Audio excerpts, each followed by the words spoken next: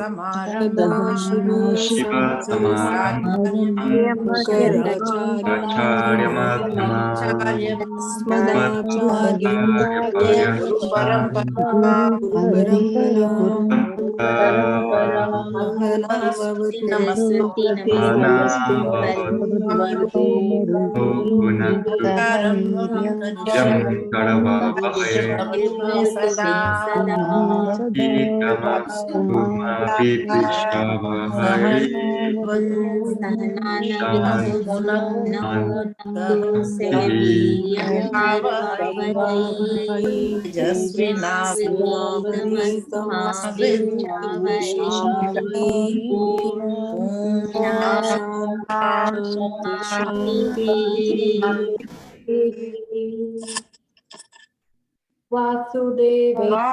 Vasudevendra Yogindram Jnanapradam Gurum Mokshinam Hitatmaya Vidyate.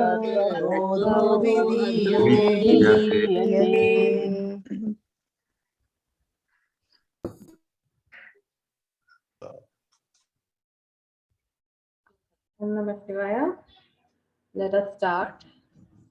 So in the last class, we were talking about Atma, and we were discussing what is the Swarupa of Atma. The question was, Atma Kaha, what is Atma? And the answer was Satchidananda Swarupaha. It is of the nature of Sat, Chit and Ananda.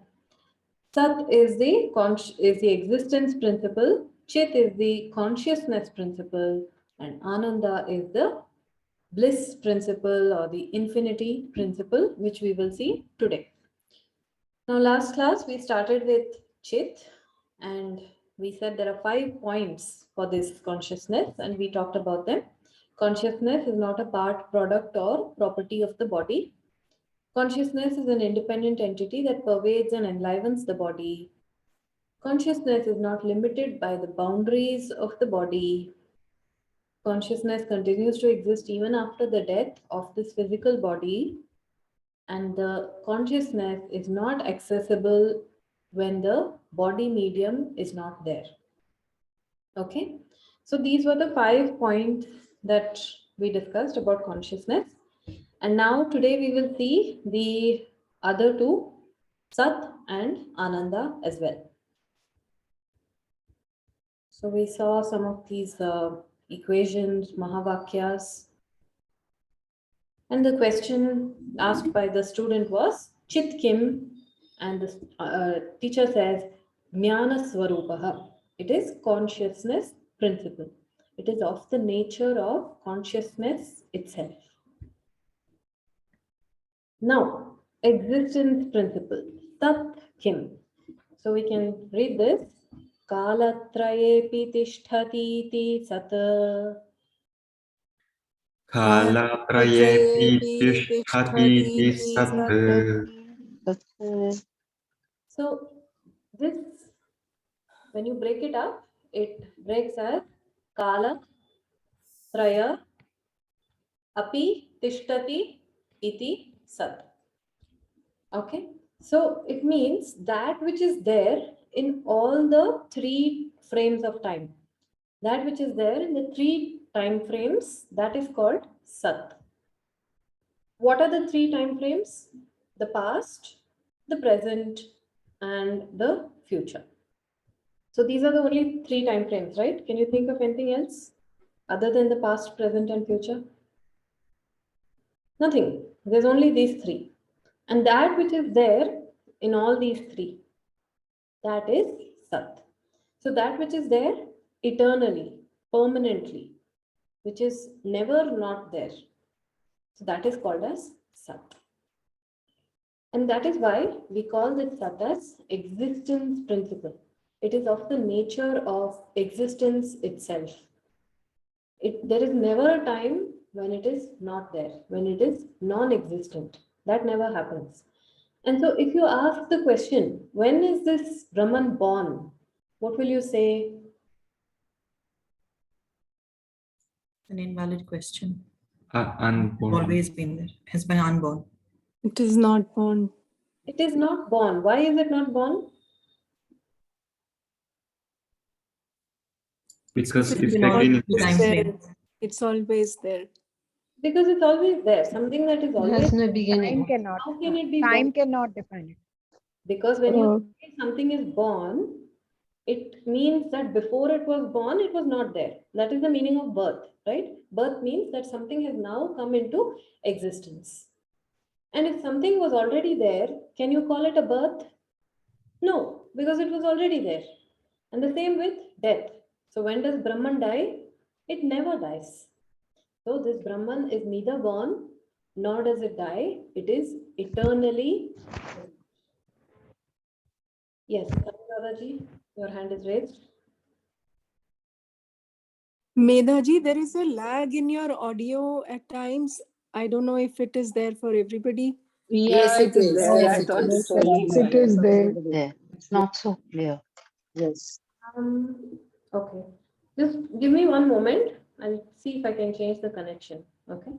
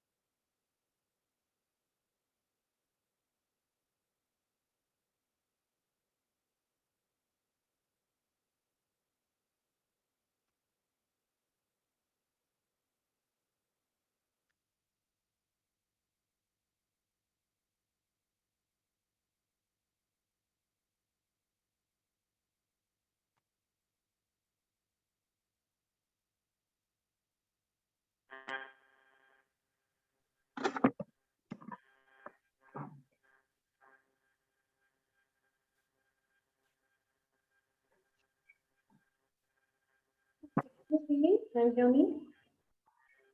Yes. Yes, but very low volume. Just a minute.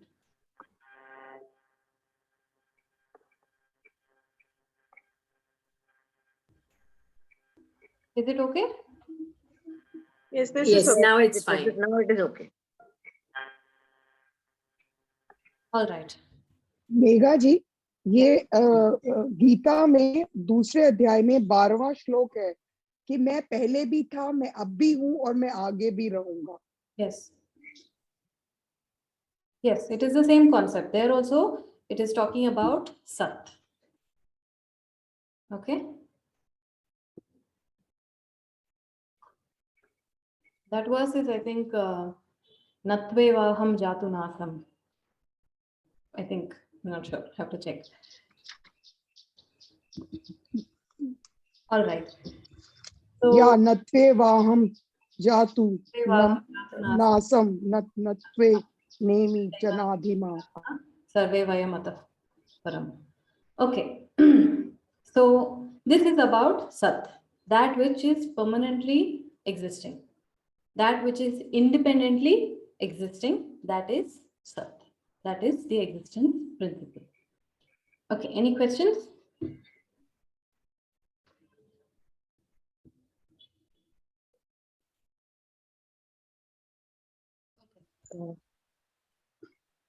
Madam. Yeah. So what are these names for this past, future, and present?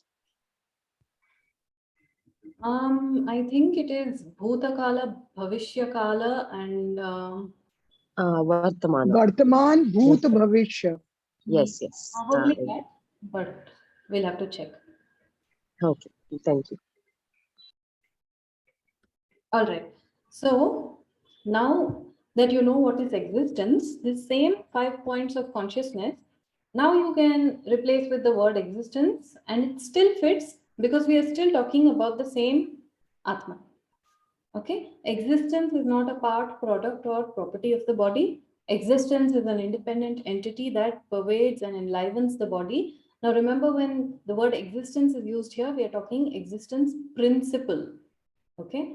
Existence is not limited by the boundaries of the body. Existence continues to be there even after the death of the body. And this existence you cannot cognize without the body medium. Okay. Now we'll see the... Neetaji, Yeah. is this existence different from the consciousness that we discussed earlier? No, they are the same. Remember that Sat is not different from Chit. Chit is not different. Please, can we see the earlier slide one more time? Sat and Chit, when you go to Upanishads, you will find that Sat and Chit, they are the same. There is no two separate things. There cannot be two separate things.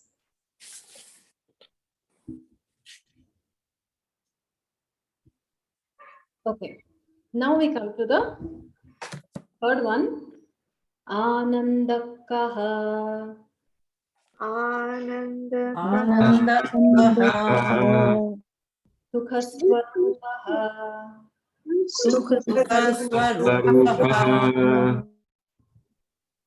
Okay. So this is now the infinity principle. Now, Ananda is literally translated as happiness or bliss. But we have to remember that this is not the emotional happiness that we are talking about. This is the happiness principle, that is the happiness that is associated with Ananta. Ananta means infinite, boundless, limitless, that which has no limits at all, either in terms of time, either in terms of space. There is no limit at all for this. And this Atma is totally boundless, spatially boundless, temporally boundless, and even object wise, form wise, in all ways, it is totally boundless. And that is why it is the infinite principle, the limitless principle. And the Ananda we are talking about is the Ananda associated with that. Okay. So for all of us, and all of us in human beings, there is a feeling of insufficiency. There's a feeling of inadequacy. Like I am not complete, I'm lacking something, I'm missing something. I feel inadequate or deficient in some way. This feeling is always there for everybody. And that is why we keep doing so many things to overcome that feeling. We think that if I acquire more things, I can overcome. If I succeed in life, that feeling will go. If I do something else, if I get married, if I have children, if I do this, if I get money, if I get this, we think n number of things, trying to get rid of this feeling of deficiency. But the problem is not there, right? Why is this feeling of deficiency there? We do so many things in the name of success. We run around behind so many things, trying to get those things, trying to acquire those things, trying to fill up this void that we feel. But what is the root cause of this feeling of incomplete? The root cause is ajnanam, ignorance. Okay, the root cause is simple, ignorance. Now, how can we say that? How do we know that? We'll analyze this. Okay, this feeling of I am incomplete, the notion of incompleteness. There is only two options. There's only two possibilities. Either it is true or it is false. Either it is true that I am incomplete or it is false that I am incomplete. Right? Now, if it is true that I am incomplete, then we have a big problem. And what is that problem? Can anybody tell?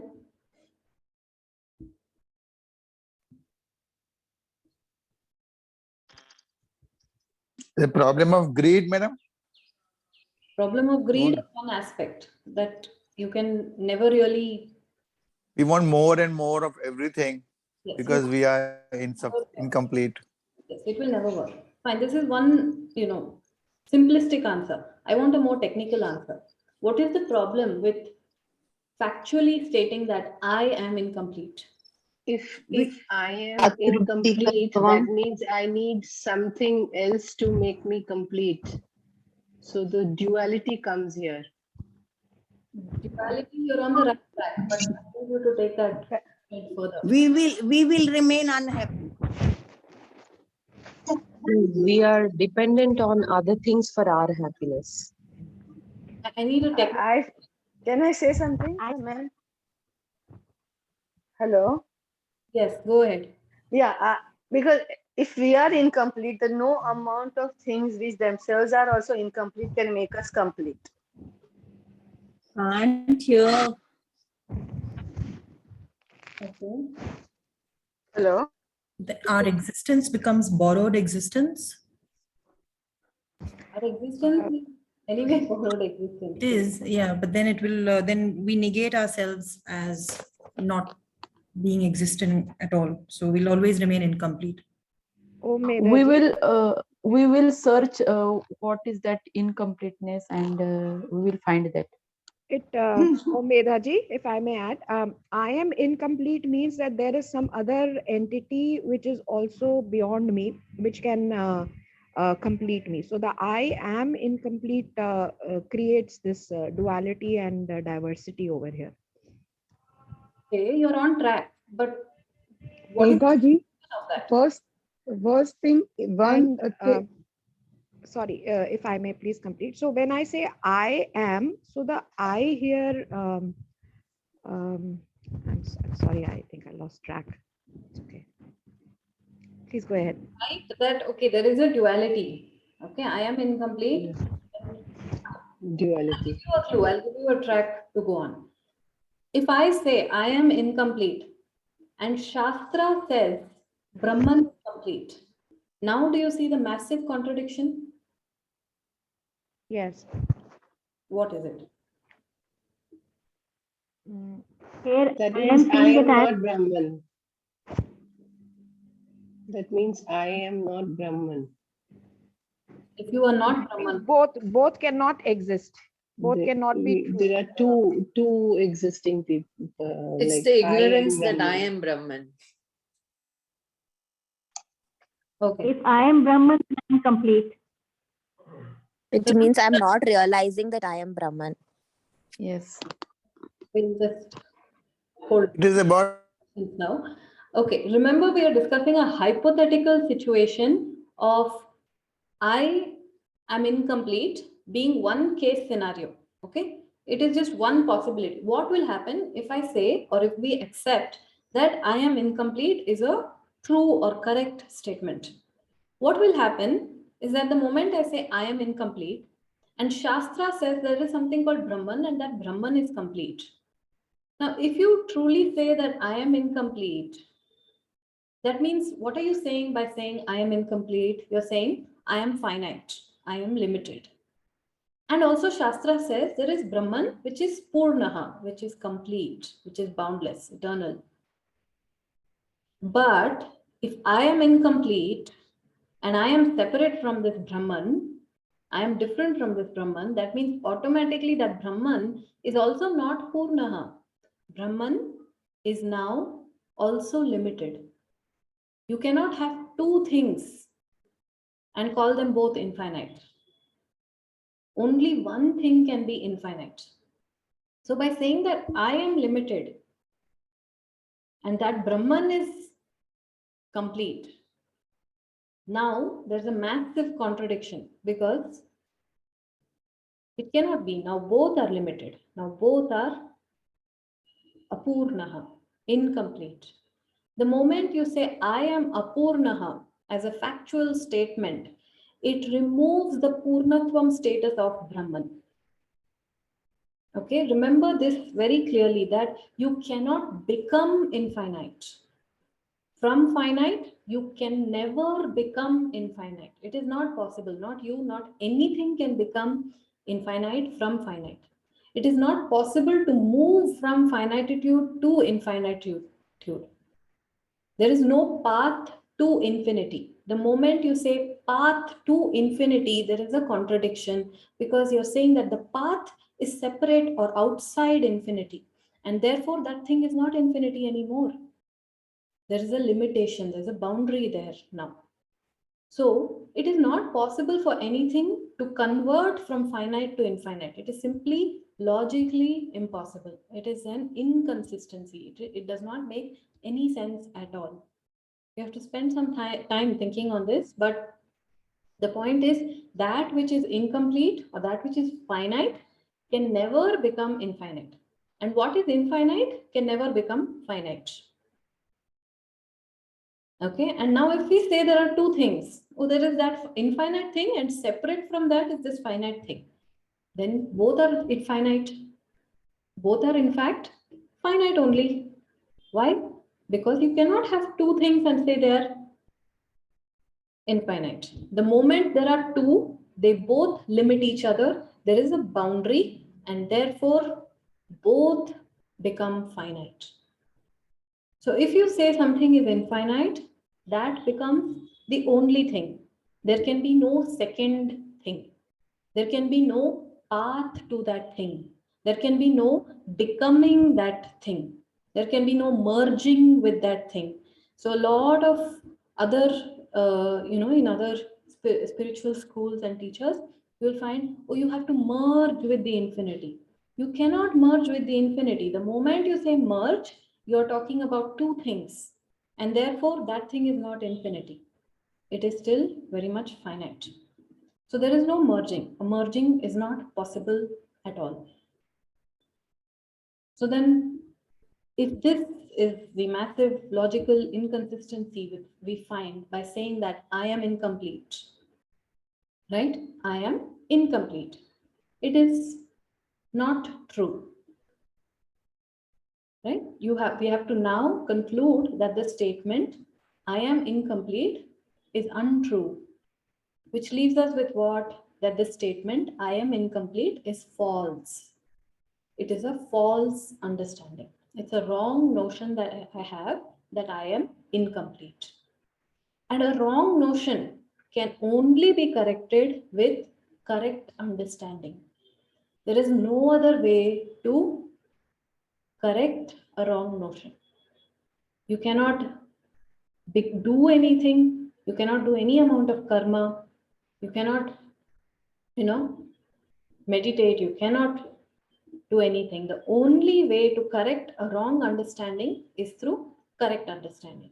So the understanding that I am incomplete is a wrong understanding. So what should I correct it with? With the correct understanding that I am complete. I am Purnaha. I am Brahman. I am Ananda Swarupaha. I am Ananta.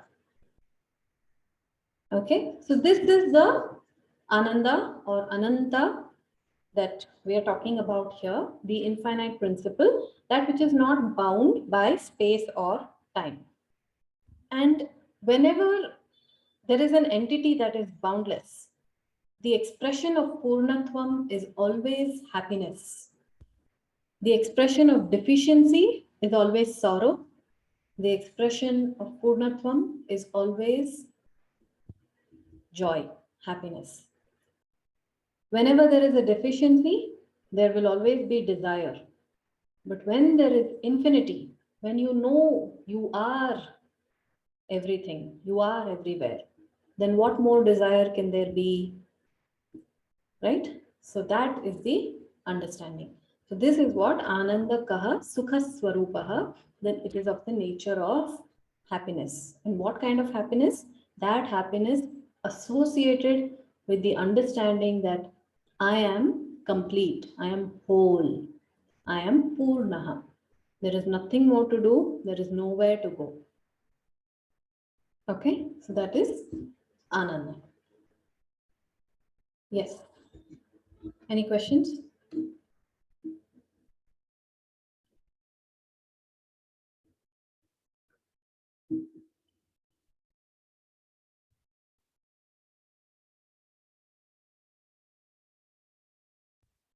Yes, Meenaji, your hand is raised.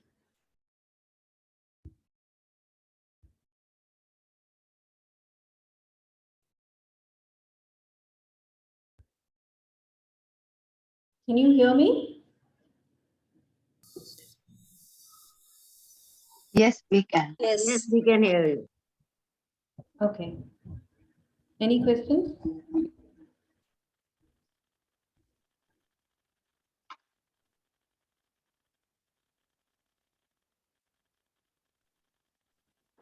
Oh, Medaji, it is easy in understanding to comprehend that, completeness. This whole is the substratum, this whole is the infinity.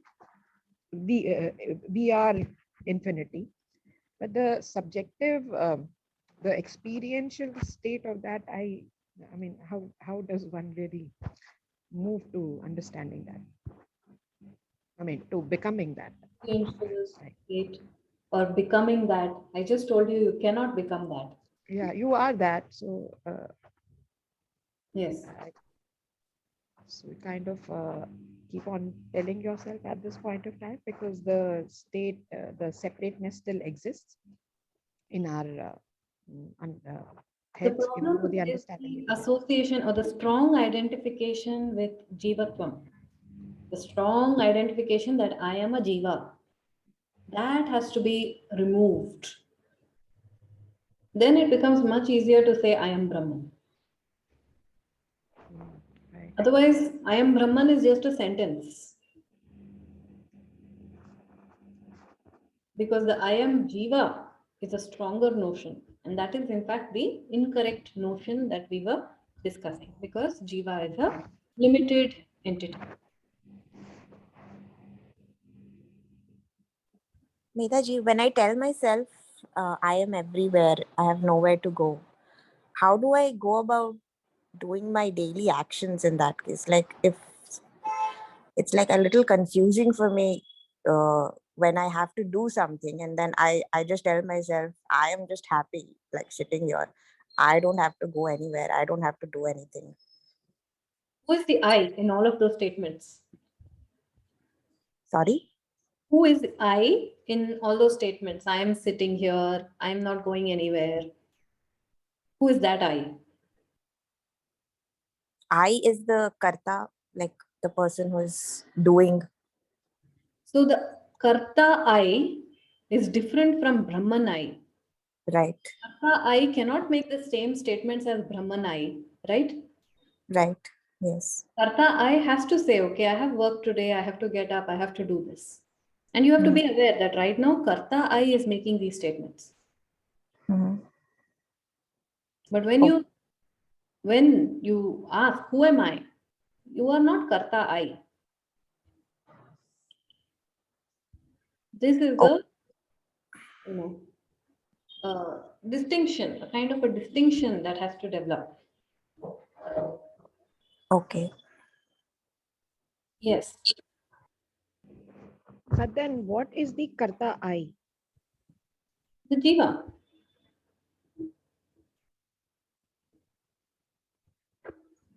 But I mean, then as long as the karma are going on, there will always be a karta. Does it have to be that way? No, when you realize that you are Brahman, then you are doing only for transactional purposes. Yes. Till your prarabdha is finished, and then you can die and get Videh Mukti. See, karma is not optional. Karma will keep on happening in the world. Whether we like it, we don't like it, we want to stop it, we don't, whatever it is. Karma is not an option. It will go on happening in the world. But whether you are a karta, that is a different question altogether. The karta status is, or the kartrutvam, what we call, is always associated with this ahankara, this being a jiva, feeling that I am this much, I am this body, I am this mind. That is, what builds that kartrutvam.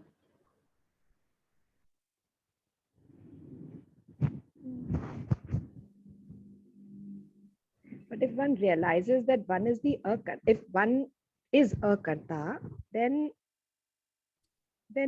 where is the body mind complex existence only? mean, where is the body mind existing? In the sense, if Brahman is akarta, Brahman, I'm just putting it into words. So let's say if we are the akarta, and logically we do understand that once a person knows that I am Brahman, you are established in that, then all whatever you do are only actions which can be seen, but essentially they are not taken as any karma, they are not considered as any karma done or any karma fal accruing from it. But then it is still seen as actions, right?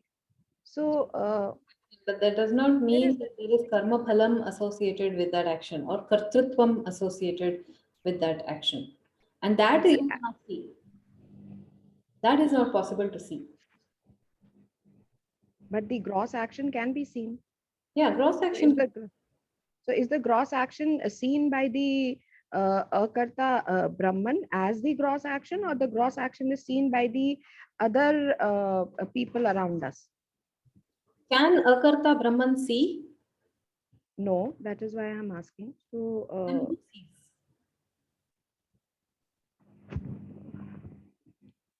Okay. More mananam is required. Even the jnani has a body mind sense complex, right? Yes. The only difference is he knows he is not that body mind sense complex. He knows he is Brahman.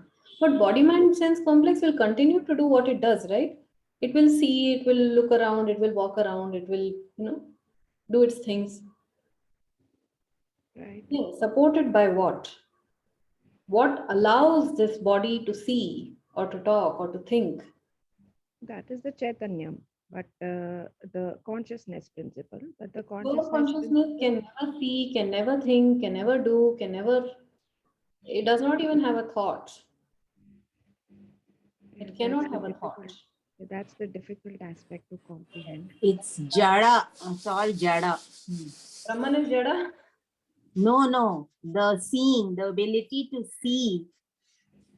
Brahman doesn't have any of these qualities of seeing and sensing. Brahman cannot see because it is akarta. Akarta, yes. But you cannot say Brahman is jada. Brahman is akarta, actionless. He's akarta. The body, mind, sense complex is jada. Yes, body, mind, sense complex is jada. It is incapable of being a sentient being without the backing of Brahman. That is jada. Okay. Now this same. Megha ji, just one this thing. We chant this shlok na Om Purnamadam Purnamadatte Purnasya. Is it connected with this only? That wo bhi purna hai, hum bhi purna hai. Yes. Purnamadam, that is Purnaha, referring to Brahman. Purnamidam, this is also this referring to, you can say Jiva, or you can even say the, Anatma, and so on. From that, this is born.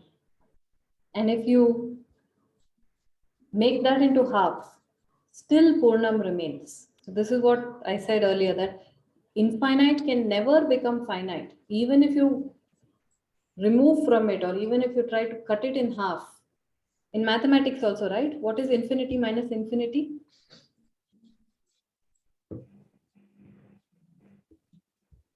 Maths. Infinity. School math. Infinity. Okay, infinity plus infinity? Infinity. Infinity. Infinity into infinity? Infinity. Infinity. There any, whatever you do infinity, what remains is infinity. Actually, nothing can be multiplied or added or subtracted with infinity, because infinite is anyways infinite. So there cannot be any other thing which can be, present besides it. Yes. Just one question, please, Medhaji. So the statement, I am Brahman. Yeah. That means that the I am Brahman, I here is the reflective consciousness, because there cannot be any I in Brahman, right? Yes. Thought that I am Brahman cannot exist. Has to Let go of the identification with RM and instead claim that I am OC. So RC claims OC. Right. And So then just becomes Megha ji, the I also disappears from there. Then the I am does not remain, right? The I am cannot remain. The RC is I am Brahman and it claims the OC, which is only Brahman.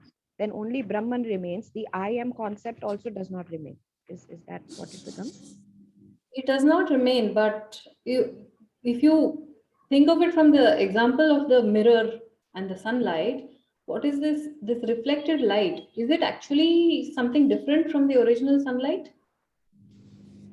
No.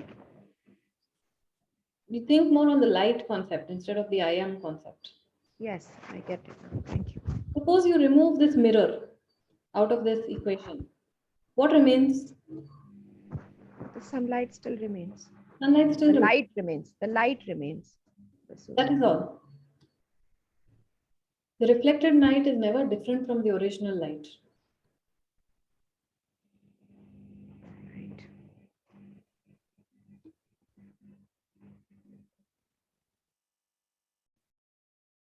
Yes.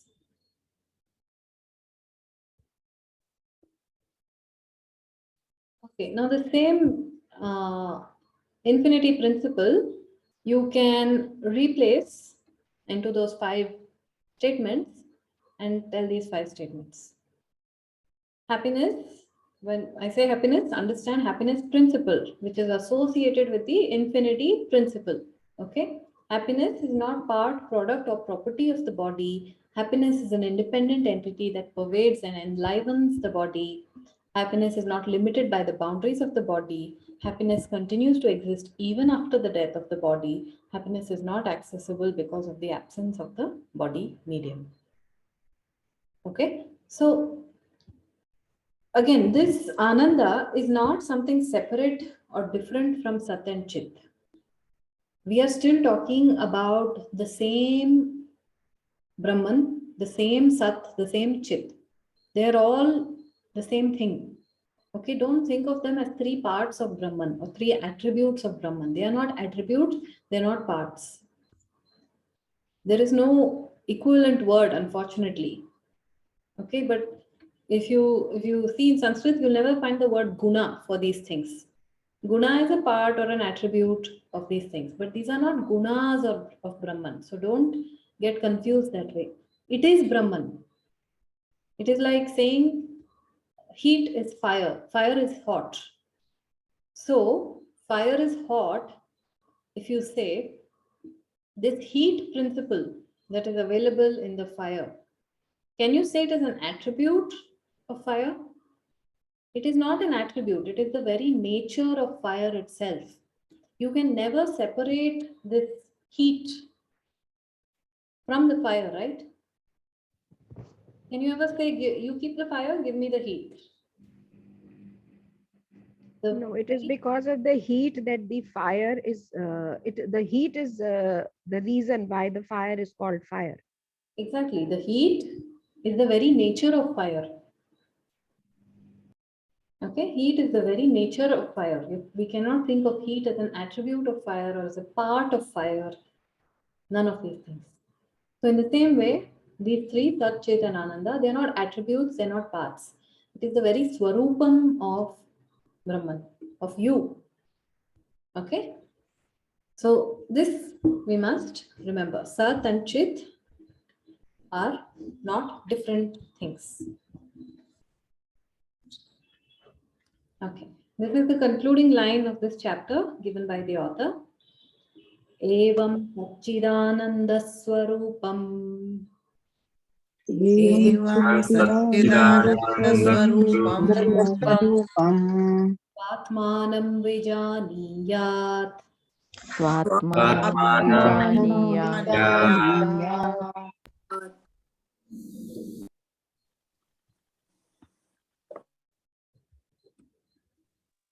So the author, this is the last line for this chapter, and he says, Evam Satchidananda Swarupam.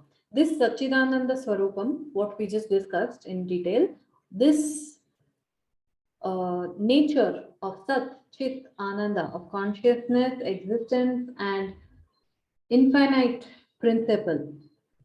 Swatmanam Vijaniyat. Know that it is you yourself. Know that it is you. Now, it is interesting. He uses the word Vijaniyat. Vijaniyat means to know, to recognize. So understand that this Sachidanandam is you. Now, note that he does not say you have to become this Sachidananda. He does not even say this Sachidananda is a goal of your life. He does not say you have to merge with this. He doesn't use any of those verbs. He simply says, you are this thing. You just know it. That's all. Okay, and so that is a very powerful way of telling that Jnanat eva kaivalyam. Only Jnanam will result in moksha. There is nothing else that needs to be done. No action, no going anywhere, no searching for anything. One needs to simply own up and claim that I am Brahman. And that is all. Metaji. Yes. So is just to point out that it's not that karma yoga, bhakti yoga, raja yoga, meditation, and all this practice are useless. It's just that they help us to purify our mind to be able to recognize this truth that we already are. It's not about becoming, just help us to give chitta suddhi. So it's incorrect to say that they are useless because they very help us to purify our mind, to recognize that we are Brahman eventually. They're not useless. So we never say they're useless, but you have to know their role, their place. Yeah. Suppose you're hungry. Okay. Suppose you are hungry and you tell me this. What is the thing that will remove your hunger? Eating. Okay. Now, before you eat, there are some things you have to do, right? You have to buy some vegetables. You have to cook those things. You have to put it on a plate. You have to wash your hands. And then you sit down and then you start eating. But what is the main and final step that removes your hunger? When you Only eating. food. If you simply cook and say, okay, now my does that work?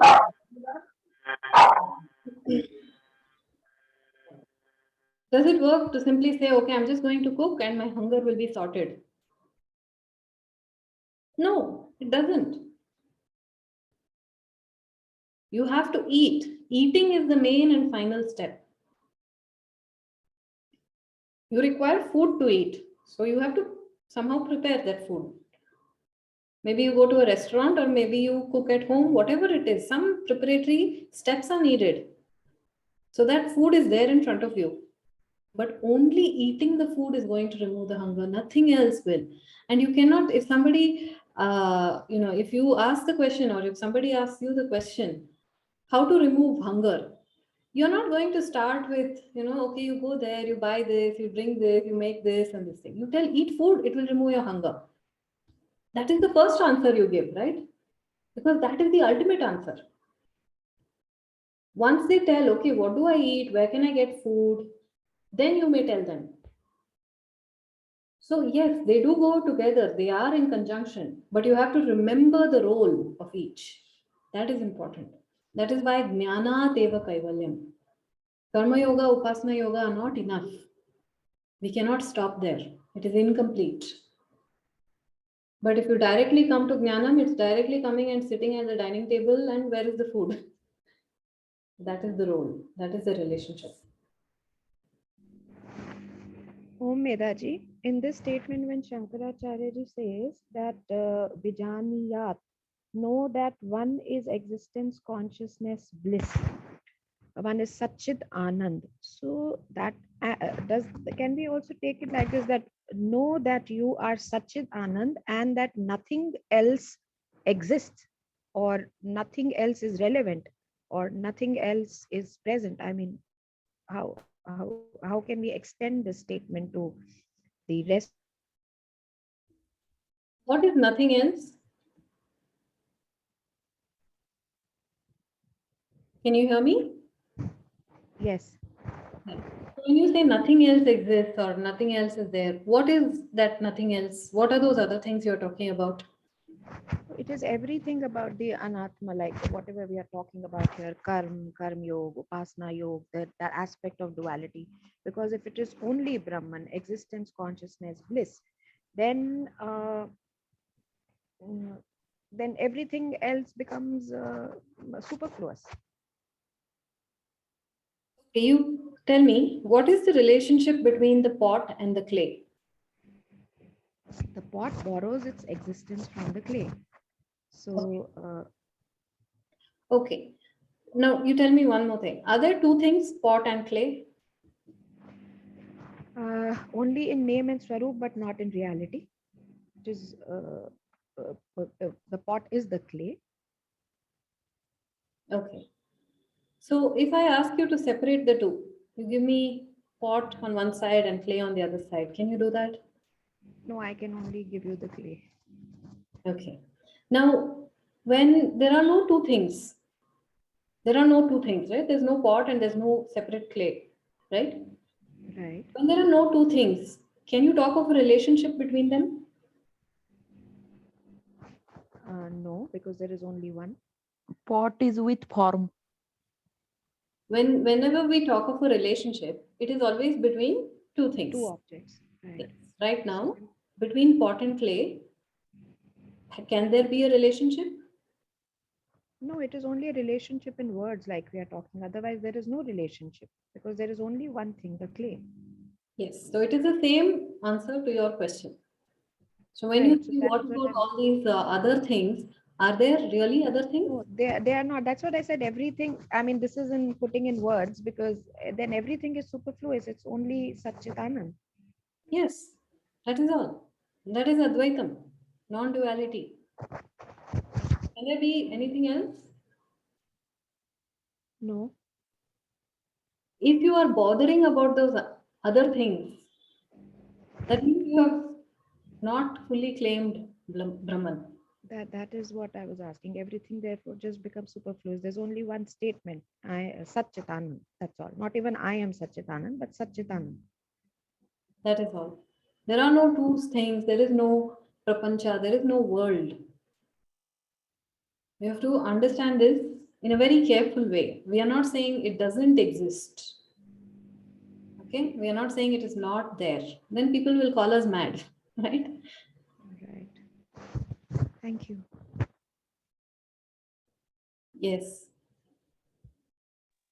Medhaji, what is the technical term for principle?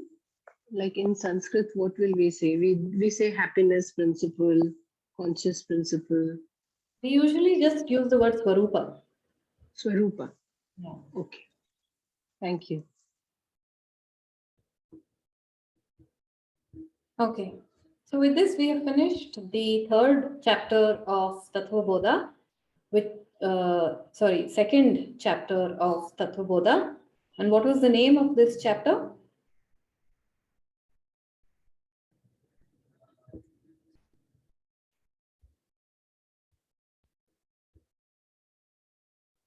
The chapter was so long, you forgot the name. Tattva Viveka. No. What is the name I mentioned? Vyashti Vichar. Vyashti Vichara. The analysis, Jiva analysis. the individual or the Jiva analysis. Analysis of Jiva. Now, with this, we move on to the third chapter of Tattva Bodha, and the name of this chapter is called Samashti Vicharaha. Okay, the name of the chapter is called Samashti Vichara. It's also called as Srishti Vichara. Okay, Samashti or Srishti Vichara also. Analysis of the macrocosm of the universal, at the universal level. So till now we were doing analysis of the individual. Now we are going to start analysis at a universal level or at the macro level. Okay, let's read this. अथ चतुर्विंशति तत्वोत्पत्ति प्रकारं वक्ष्यामः. अथ चतुर्विंशति तत्त्वोत्पत्तिप्रकारं वक्ष्यामः. Okay. So now the author is starting with the third chapter and he says atha. Atha means hereafter, from now. So it is basically a word that indicates till now we were discussing something else and going forward we are starting with something new. Okay, so that you find this same word atha in Yoga Sutras also. The first sutra, atha yoga anushasanam. The same atha comes, which means what? Till now, before Yoga Sutra started, we were, or you were, as a student, you are expected to have prepared yourself in a certain way. And now let us start Yoga Sutras. So indicating that Yoga Sutra is not a beginner level text. You're supposed to prepare and then come here and then we start. Same with Brahma Sutras. The same word atha comes in the first sutra there also. Athato Brahma Jignyasa. So there also the word atha means hereafter, now we will start. There also, again indicating till now you were expected to have prepared in a certain way and studied a certain number of things, and now we will start this inquiry. So here also, in a smaller way, here the word doesn't carry as much significance as in those two texts, but here also it is just indicating that we are now starting a new chapter. We are now starting a new topic. Atha Chaturvimshati. Chaturvimshati means 24. In Sanskrit, Chaturvimshati is 24. Chaturvimshati Tattva Utpatti. So the word Tattvotpatti becomes Tattva Utpatti. So we are now going to talk about 24 Tattva. Tattva is a principle or an element. So 24 principles Utpatti. Utpatti is the generation or the creation. The creation of 24 different Tattvams. Prakaram. Prakaram means method. So we will talk about the method of creation of 24 Tattvams. What are those 24 Tattvams? We will see later in detail. For now, just remember that we will be discussing about 24 things, 24 Tattvams. And Vakshyamaha. Vakshyamaha means we will tell you.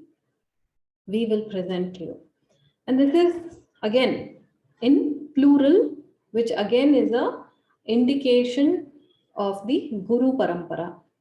The author is once again acknowledging the Guru Parampara. He does not say Vakshyami. Vakshyami means I will tell you. He says Vakshyamaha, which means we will tell you. Who is we? The Guru Parampara. So this is knowledge that has been passed down from the Guru Parampara. And I will tell you as I learnt it from my teacher, and my teacher learnt from his teacher, and so on. And so it is knowledge of the Guru Parampara. So he is indirectly showing his acknowledgement and his reverence towards the Guru Parampara. So he is saying the mouth that is speaking the words may belong to me, but the words always belong to Guru Parampara. Okay.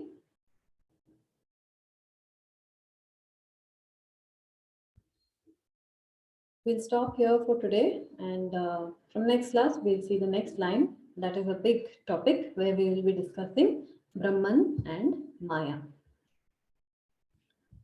Okay, any questions? So Medhaji, this question is regarding last topic. So once we know this, everything is Brahman. So is it like all the desires are vanished and We just, as a jiva, we do what is only needed to survive this life. Is it? See, right now, when we do action or when we have a desire, the desire is always in pursuit of fulfillment, right? We try to do things to feel fulfilled. The jnani, on the other hand, acts out of fulfillment. So the jnani may have desires, or rather we can say preferences, but they are not in pursuit of fulfillment, and also they are not binding desires. If it doesn't happen, the jnani is not going to get disturbed over it. That is the difference. So the desires lose their binding grip. Medhaji, does that also mean that the difference, the subtle difference between a thought and a desire? So a thought is just anything which is there. A desire would be to put it into action. Is it, or the desire and the thought it remains the same? Because why I'm asking this question is that if you remember Ichha Shakti, Kriya Shakti. Yes. Ichha Shakti finally translates into Kriya Shakti. Kriya Shakti. Yes. Right. And therefore, does a jnani, it is also said that because he has his prarabdha to do, so he is not bound by his nature, but his nature can move anywhere from tamas, rajo. The thoughts can vary from tamas, rajo, sattva, or they are always in the sattva. They are always the sattva kind of thoughts which will arise in a jnani. Do you know Swami Vivekananda? Yes. Have you read any of his works? I did start reading his main book. Okay, you read. He's very Rajasic. Okay, he's Yes. very Rajasic kind of personality. Yes. Okay, and he, in fact, he has made certain, there are some stories that say that sometimes he used to get so, when he's talking about something, he used to get so excited or so carried away in those talks and those things. He used to start talking very fast and like the mind and mouth speed up to such a level, and suddenly he has to stop himself and say Shiva Shiva Shiva Shiva just to calm down again. He was a very Rajasic, very active person, very active. You read his works, you will get an idea of what I'm saying. Yes, I think now I understand. You don't read out of to study Vedanta. You will get confused because he uses totally different terminology. Just to understand his personality, you go through some of his sentences. That is what I mean. Okay, but he's a very active personality. Now you look at, say, he never spoke much. He never went anywhere in his life. He lived his whole life in one place. You see the contrast in the two personalities? Yes. Yes. Determined by prarabdha. That is what. Okay. So does that answer your question? Yes. Yes, to some extent. Yes. Yes, I think it answered. Because normally we carry this thing that, once you become a jnani, once you know that Satchidanand, so everything should just happen in the sattvic form. But the thoughts, they keep on in a jiva, the three gunas will keep on acting, whether they'll be tamasic thoughts or rajasic thoughts or sattvic thoughts, they'll keep on happening at the body mind level complex, intellect complex. Okay, you tell me one thing. Do you think jnani sleep?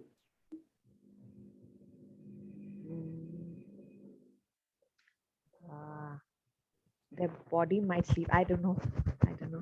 It's a simple question. As a human being, Of course, they all sleep and dream.